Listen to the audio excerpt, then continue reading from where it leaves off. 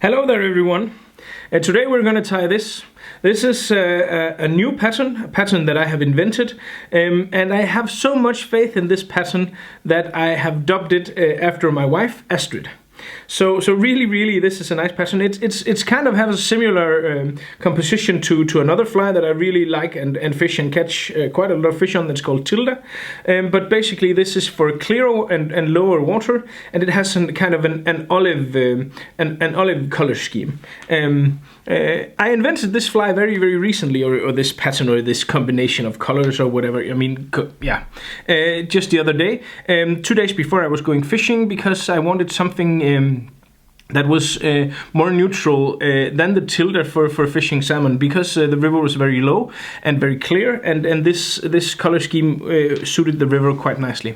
So I went fishing for salmon, and the first time around, I got to the place where I wanted to fish. I met a guy on the way to my fishing spot who actually had landed a salmon already. So I really was in the zone. I really was focused, and I knew that salmon were running and stuff like that. So I was really concentrated, really focused, and so I decided, because I had so much faith in the water, that I would start not with this one but with the Tilda. And I fished down on the stretch of river that I wanted to fish, and nothing happened until I got to the very hot spot, the place where if there is a salmon, then that is the place where it should be holding. And of course I gave that spot a few more casts than some of the other stuff, some of the other places, and then I kind of spooked the salmon, or there was a salmon that showed itself in the surface, but it would not eat the Tilda. So I took a break, I had my lunch, and then I put on the new fly Astrid, and the first time I fished the stretch of water, the salmon took it and grabbed it, and I landed the first salmon of the season.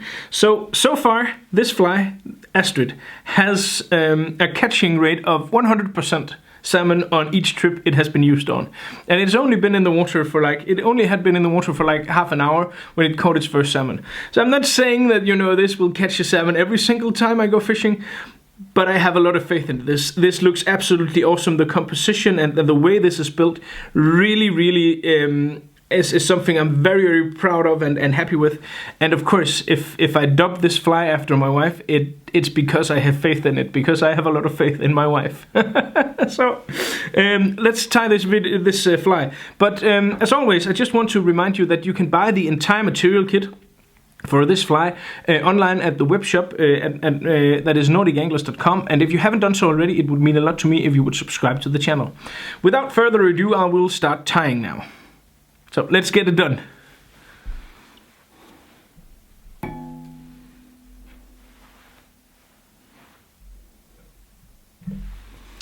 So here it is, the salmon fly we're going to tie now, the Astrid, as I have named it after my wife. A pattern that I really have a lot of faith in, and this is without a doubt a fly I'm going to catch. I'm gonna try to catch a lot more salmon on, but I have great confidence in this pattern, and really I think the color scheme and stuff like that looks just awesome. The first thing we need is the holographic yellow tinsel here, and I'm just gonna make a bud out of this.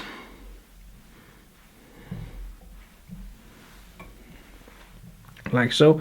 But basically the composition here is 3 hackles, some weight, and 2 sections of body, which where one of the sections of body here is going to be composed of a bead to give it some weight. So the first thing we need now is the yellow hackle from a golden pheasant. So I'm going to take one of these. That one was a bit too long. I have one here that is dyed yellow. And it's not that obvious, but a normal non-dyed one will work great as well. But this one I liked for a lot of other reasons, and I really like these golden pheasant feathers. So I use them for a lot of different stuff, and I have them in a lot of different colors, in black and red and all, because it's just some really nice hackles for a lot of salmon flies. I'm gonna tie this down. A good point here is to cut this end of the feather off, because that will make it a lot easier for you to tie and to fold everything back as you turn this hackle here.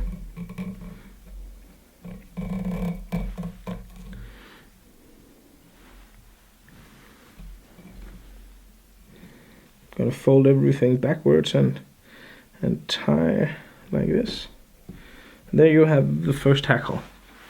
So basically this is kind of a dirty yellow hackle here, and a really nice color. Also a great color for the banana fly.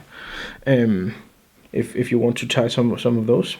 Then the next thing is we need to add some scent flash.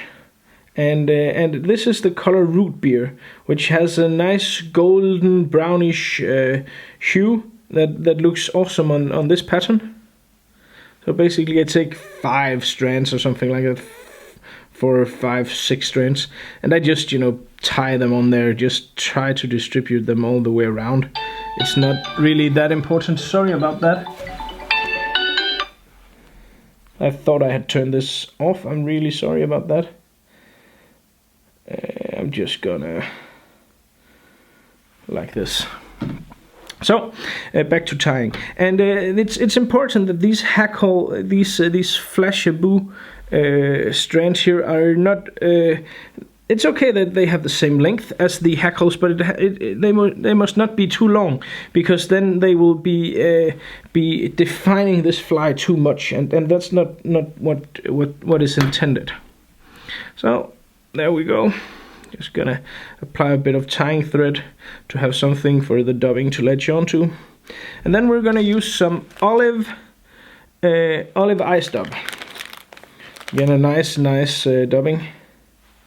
And it has some flash in it, some spark in it. That's okay for this. And then you want to have a body of dubbing that tapers, so kind of not that thick in the end, and then it has to be thicker and thicker gradually as you progress up along the body here. And this should only be about 5 millimeters, 6 maybe, something along those lines. And basically just look at your fly and get it to be the thickness and length that you want it to be. Depending on the size of the fly that you like.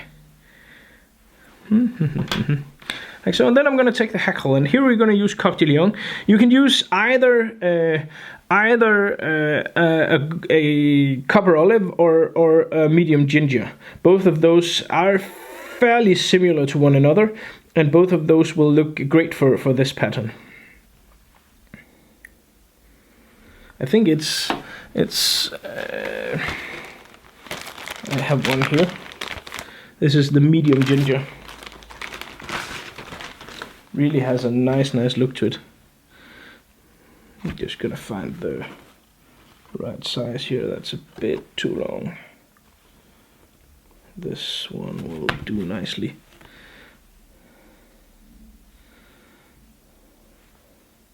And since we need 2 of these, I'm just gonna pick out both at the same time here.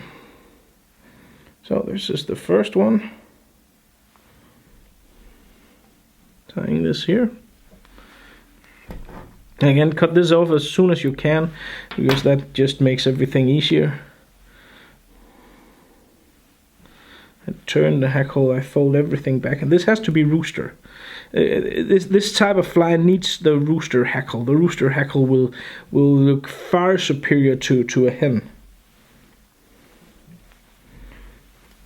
Tying this down.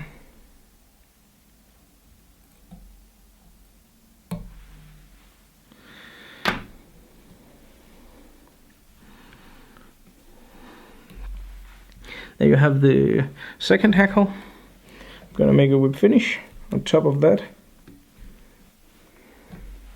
Also, I have a variation of this pattern where you only have 2 sections of hackles if you want to make this even smaller. But the next thing we need for this fly is one of these pro Sportsfisher flexi beads, because they add the very, very nice weight to the fly that will make this fly fish a bit deeper and fish as soon as it hits the water, which is very crucial and very, very important in the Danish river systems.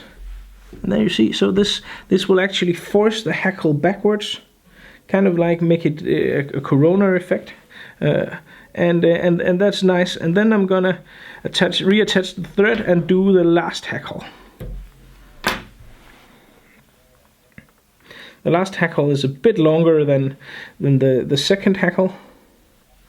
Not very long, but a bit longer.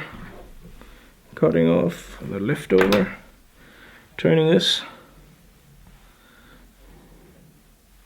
Again, folding everything back.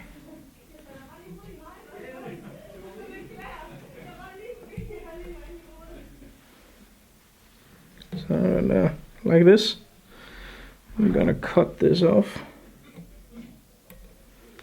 Fold back. And tie on top of this.